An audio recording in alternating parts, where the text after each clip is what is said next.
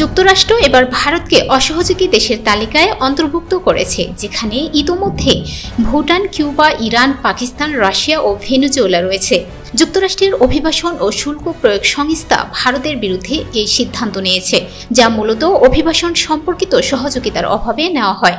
শুক্রবার ভারতীয় সংবাদ মাধ্যম এনডিটিভির এক প্রতিবেদনে জানা যায়, যুক্তরাষ্ট্রের আইসিই জানিয়েছে যে এসব দেশ প্রত্যাবর্তন প্রক্রিয়ায় যথাযথ সহযোগিতা না করায় তাদের নাম এই তালিকায় অন্তর্ভুক্ত করা হয়েছে। মার্কিন কর্তৃপক্ষের মতে এই দেশগুলো নাগরিকদের প্রত্যাবর্তনের জন্য সাক্ষাৎকার গ্রহণ, ভ্রমণ নথি ইস্যু এবং নির্ধারিত ফ্লাইটে ফেরত পাঠানোর প্রক্রিয়ায় সহযোগিতা প্রদানে ব্যর্থ হয়েছে।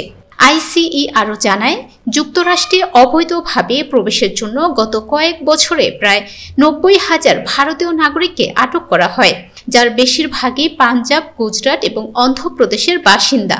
এদিকে নবনির্বাচিত মার্কিন প্রেসিডেন্ট ডোনাল্ড ট্রাম্প অভিবাসন নীতি কঠোর করার প্রতিশ্রুতি দিয়েছেন এবং 14,50,000 অবৈধ অভিবাসীকে বিতাড়িত করার পরিকল্পনা করেছেন।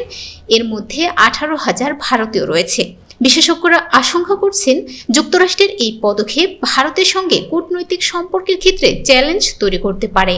একই সময়ে সুইজারল্যান্ড ভারতকে সবচেয়ে বেশি সুবিধাপ্রাপ্ত দেশ মর্যাদা বাতিল করায় দুই দেশের বাণিজ্য ও অর্থনৈতিক সম্পর্কেও নতুন সংকট সৃষ্টি হতে পারে।